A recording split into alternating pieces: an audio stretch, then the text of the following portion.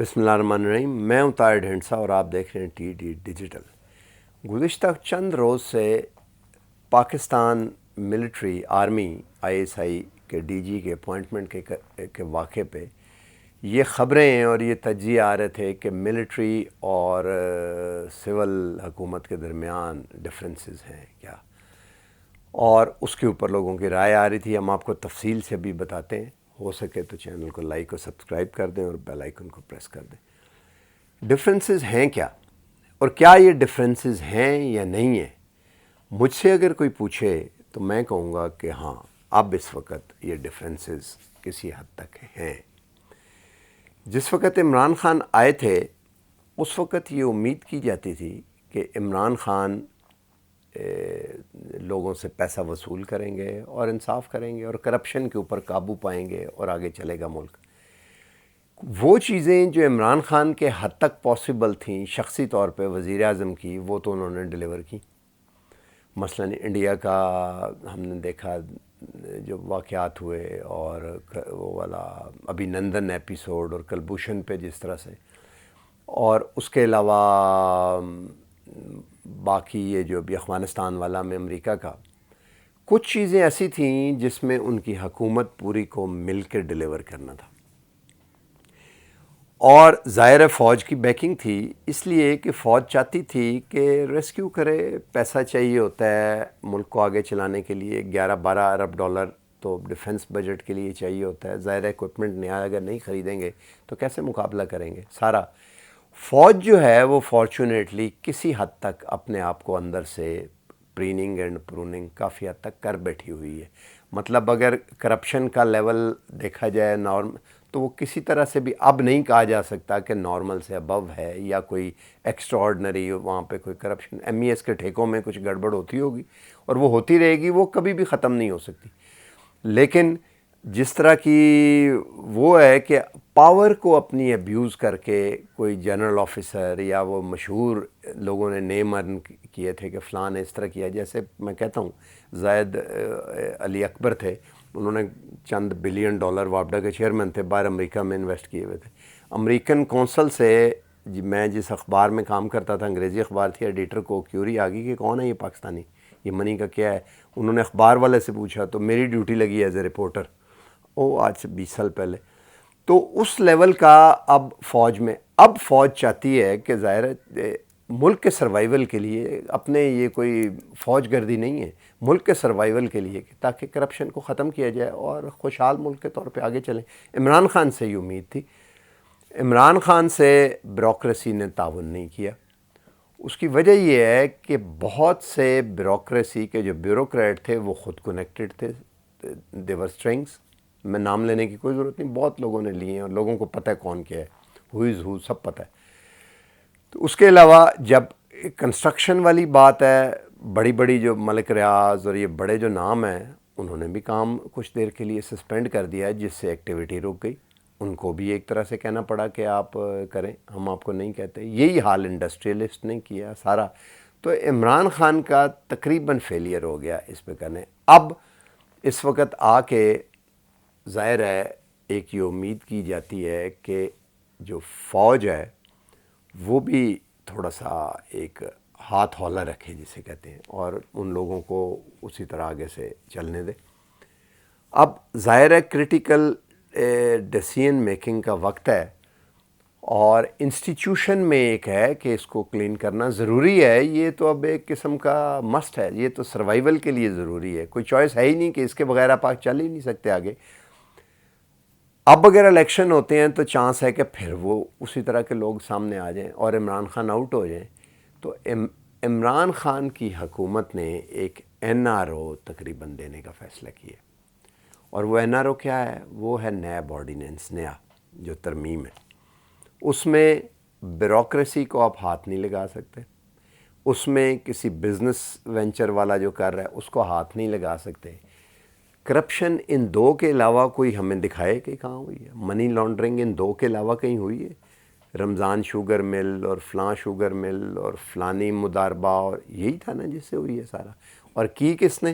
فلانا بیوروکریٹ. یہ بیوروکریسی اور انڈسٹری بزنس کا نیکسس تھا، ساری دنیا میں اسی طرح ہوتا ہے. اٹلی میں وہ جو سلویو برلسکونی تھے انہوں نے بھی یہی کیا تھا, اور اسی طرح وہ دوبارہ واپس آ گئے تھے بے بس کر کے حکومت کو, اور الیکشن جیت کے. مہنگائی ہوگی, انہوں نے کہا ٹھیک ہے ہم نہیں پھر کرتے, اپنے پیسہ میں کام نہیں کرتے سارا. کیونکہ پاکستان میں بھی ایسے ہی ہے کہ جو انڈسٹری ساری جو ہے, جو شوگر انڈسٹری ہے, اس میں بلک اگر آپ دیکھیں تو زرداری خاندان کی بہت سی ملیں ہیں, اگر آپ دیکھیں تو شریف خاندان کی بھی تھیں, باقی انڈسٹری بھی اگر آپ دیکھ لیں تو اسی طرح. اور سب سے بڑا پچھلے 10-20 سال میں ایک عجیب جو مصیبت ہوئی ہے وہ یہ ہوئی ہے کہ ایک ہی فیملی جو ہے, پہلے تھا نا فیوڈل اور انڈسٹریلسٹ, اب دونوں ایک ہی ہیں. مثلاً جہانگیر ترین جو ہیں وہ انڈسٹریلسٹ بھی ہیں, میں یہ نہیں کہہ رہا وہ برے ہیں, میں کمنٹ نہیں دے رہا ان کے بارے میں مثال سمجھا رہا ہوں. بہت بڑے انڈسٹریلسٹ بھی ہیں, اور ایگریکلچر میں بھی ہزاروں ایکڑ زمین کے بھی مالک ہیں. بے شمار اسی طرح فیملیز اور ہیں جنہوں نے انڈسٹری. تو ایک طرح سے یہ جو کرپشن کے پیسے کے اوپر پنپنے والا ایک مافیا تھا, وہ اتنا سٹرونگ ہو گیا ہے کہ اسٹیٹ کی ریٹ کو چیلنج کرنا شروع کر دیا اس نے. یہ ایک قسم کی معاشی دہشت گردی ہے, اور جس طرح دہشت گردی کو سختی سے کچلا گیا ضرب عضب اور آپریشنز کے دوران, اب کوئی چارہ نہیں رہا کہ اس دہشت گردی کو بھی سختی سے کچلا جائے عوام کی مدد سے. جو کانسٹیٹیوشنل پروویژنز تھیں یا آئین کے دائرے میں رہ کے جس کو چلانے والا تھا, وہ لگتا ہے کہ ناکام ہو گئے. اور یہ وہ سیڈ مومنٹ ہے جو میں آپ سے شیئر کرتا ہوں ایز اے انڈیویجول, کیونکہ کتنی اچھی بات ہے کہ ہماری فوج ہے, ہم نے اربوں ڈالر اس پہ لگائے اور تیار کیا, یہ ایک ایسٹ ہے.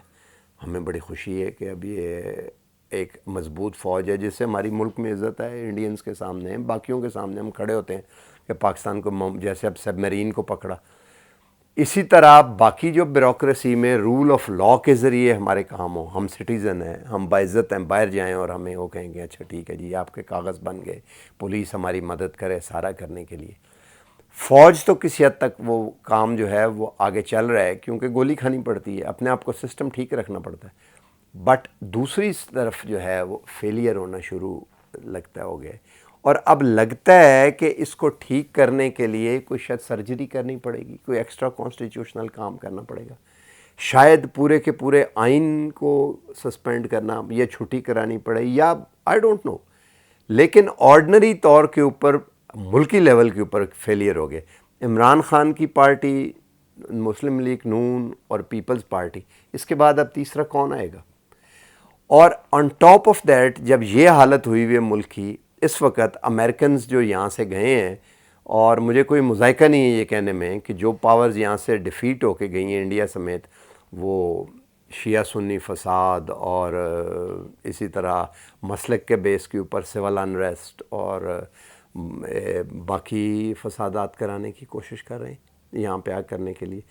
تو مجھے یہ لگتا ہے کہ وہ نوبت آ گئی ہے کہ ایکسٹرا کہ آئین کے جو ہم کہتے ہیں کہ کوئی ایکسٹرا آرڈنری کوئی قدم اٹھانے کا, وہ شاید اس وقت اب اٹھانے کا ٹائم جو ہے وہ I think it is about time now. اور فوج کے یہ جو D G I S I کی اپوائنٹمنٹ ہے, اس میں بھی جو ڈفرینس آف اوپینین جیسے شروع میں نے کہا کہ اب لگتا ہے کہ ہے, وہ یہی ہے کہ فوج ابھی بھی یہی چاہتی ہے کہ عمران خان اسی لائن کے اوپر چلیں, اور اگر نہیں کر سکتے, غازی نہیں بن سکتے تو شہید ہو جائیں, سیاسی آگے چلیں, بٹ اسی لائن کو ٹو کریں. بٹ عمران خان یہ چاہتے ہیں کہ اب فوج مدد کر کے ان کو پولیٹیکل پروسیس میں ان رہنے کے لیے آگے چلائے, اور اپنی مرضی کا D G I S I وہ لگائیں. اور اب اس میں مجھے بڑا افسوس ہوتا ہے کہ سب سے زیادہ نقصان جو اس اپوائنٹمنٹ اور اس کے بارے میں ہوا, وہ ان دو لوگوں کی ریپوٹیشن کو ہوا ہے جنہوں نے سب سے زیادہ عمران خان کی مدد کی ہے.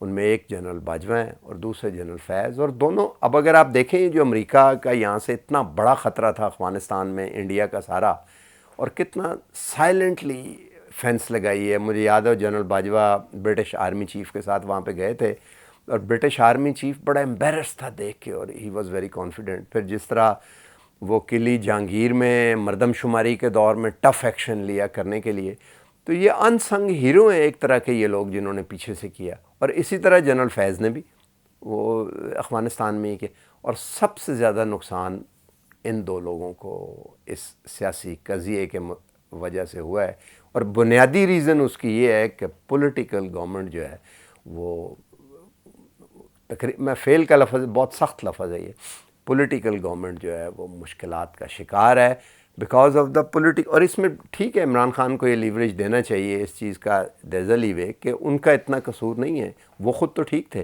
لیکن ارد گرد تو ماحول وہی تھا سارا جس کو کرنے کے لیے ان کے سارے وزیر، انرجی کے وزیر، ہیلتھ کے وزیر، سارے وہ آل دیٹ، کیونکہ اگلے آنے والے دور میں ان کے اوپر بھی شاید پھر ہو سکتا ہے وہی والے مقدمے چلیں، اور نیب کا آرڈیننس شاید ان کو بھی مدد کرے، اس لیے ہو سکتا ہے مشورہ وہ دیں.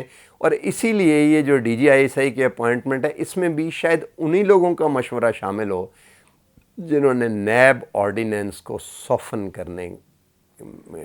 کروانے میں عمران خان کی معاونت کی ہے. آج تک کے لیے اتنا ہے، ملتے ہیں اگلے ویڈیو میں. ہو سکے تو چینل کو لائک اور سبسکرائب کر دیں اور بیل آئیکن کو بھی پریس کر دیں اور اپنے کمنٹس بھی دیں تاکہ ہم اسے مزید بہتر بنا سکیں. اللہ حافظ.